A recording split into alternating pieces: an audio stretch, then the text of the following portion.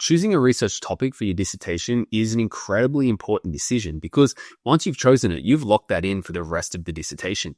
One of the biggest difficulties my students face is finding a research topic that they perceive to be achievable. You don't want to choose a topic that's too big or too difficult, and you find yourself halfway through it, realizing you don't really know how you're going to be able to complete this thing. Another issue my students have is they often come to me saying they are very intimidated by the research process, which is why I've got these 7 thesis ideas that are fast and easy to execute. If you're new to this channel, my name's Chris Drew. I have a PhD in education and I'm a qualitative thesis expert. These thesis designs are specifically designed to make your thesis experience as fast and simple as possible, while still producing a high quality thesis. And hang out for the last 3 ideas, which are my 3 personal favorites. The first idea is for any student who's thought, I'm nervous to ask people if I can interview them. I'm not sure how to, or I feel very scared to approach people or call them and say, look, can I interview you for 10, 15 minutes on my thesis topic? You do get a lot of rejections and it's a scary process. This is also great for people who say, yeah, I've looked for people to interview and nobody will say yes to an interview for my study. They're all living their busy lives, so I haven't been able to find anyone. Here's your solution. The solution is to approach classmates who also need to find people that they need to interview and come to an agreement with them. Say to them, I'll sit for an interview with you if you sit for an interview with me. Nearly every research student is going to have classmates who you're going through the research process with. You've met them in your research methods classes, for example. Approach them and say, let's interview one another. This is so much less scary because you're not just asking them, can you solve my problem? You're offering to solve their problem as well. So you're much, much more likely to get a yes from them. Your classmates are also far less likely to flake out. They will show up for the interviews because they need something from you as much as you need something from them. They're also likely to want to get the interviews out of the way as soon as possible, so it shouldn't be too hard to organize a time and place to meet. Now let's look at an example of a research question that might be framed around interviewing classmates. You could say something like, how does a challenge or trend in your industry influence the way students studying your degree think about their career choices? Through this question structure, you can focus in on your study or your degree, no matter what degree it is, whether it's psychology, sociology, nursing, etc. You can insert your degree so it's focused on your degree, and you can also insert a certain challenge or trend specifically in your industry. An example might be AI in your industry. How are university students about to graduate feeling about AI and how that's going to affect their careers? Now, for each of these 7 ideas, grab the AI prompts that are linked in the description, and you'll be able to generate research questions based on each idea for your specific subject or topic. In that same email, I'll send you an AI prompt that you can use to identify a research gap within your topic to help improve that research question even more. And I'll send you 15 real-life research questions from real completed studies so you can have even more ideas to help you brainstorm your thesis topic. Think of this as a complete and comprehensive starter pack for coming up with a thesis idea, and it's totally free, link in the description. Okay, so let's move on to the second idea. In this idea, it's for students who've got the problem that they need to gather their data really quickly. So sometimes I get students coming to me and saying, Chris, I've actually got my thesis due in 2 or 3 months and I haven't really done much work yet. How can I get this done as quickly as possible?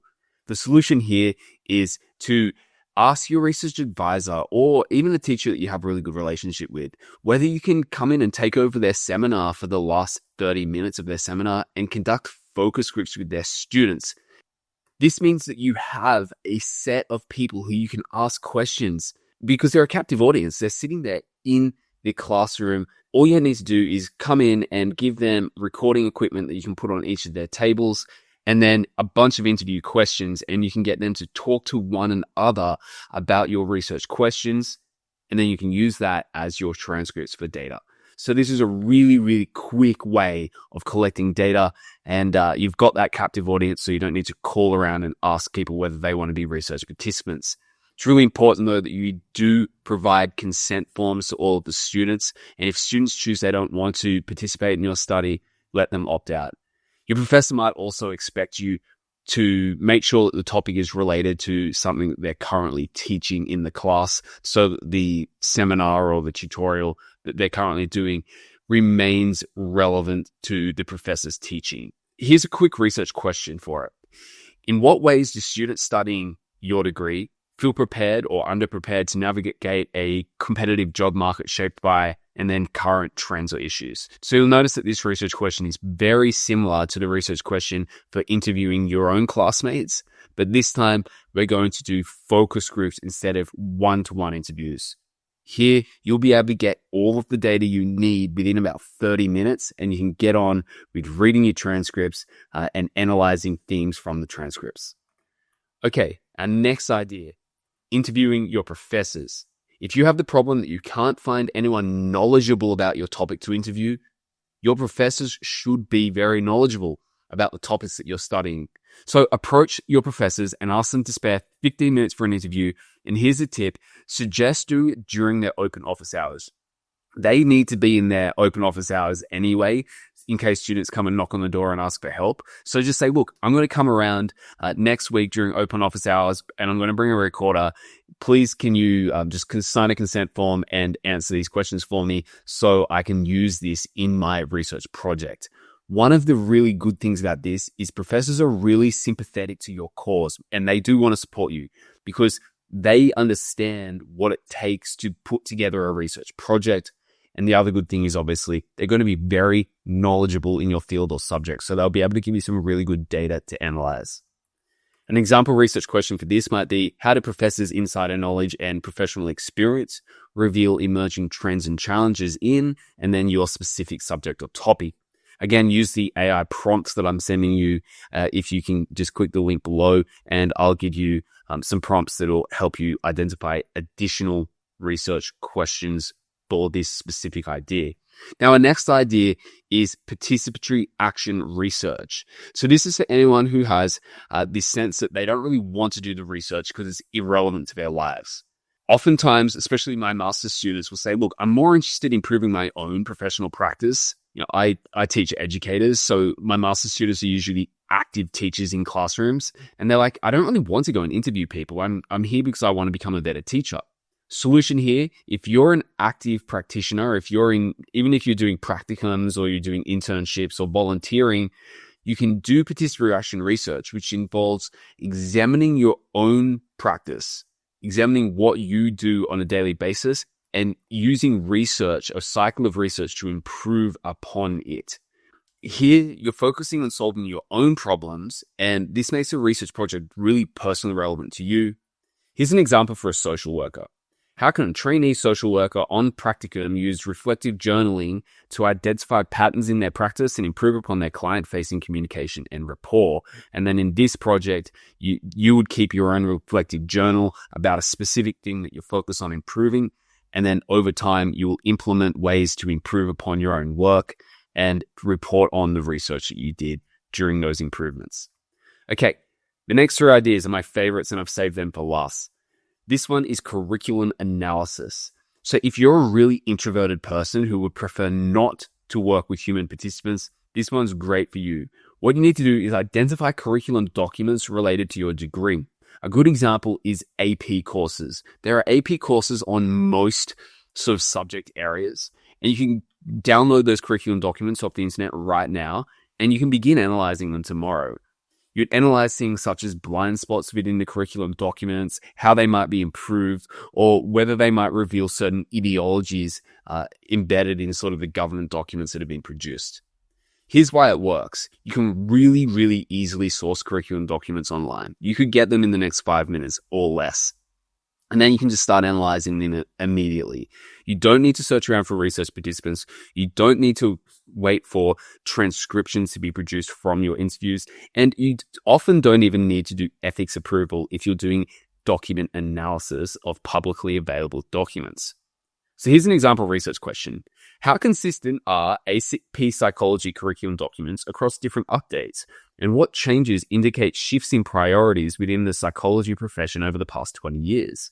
So here you would grab the AP psychology curriculum documents or different iterations of them over time and analyze how they've changed over time. Okay, here's another idea. I love this one. Analysis of Reddit forums.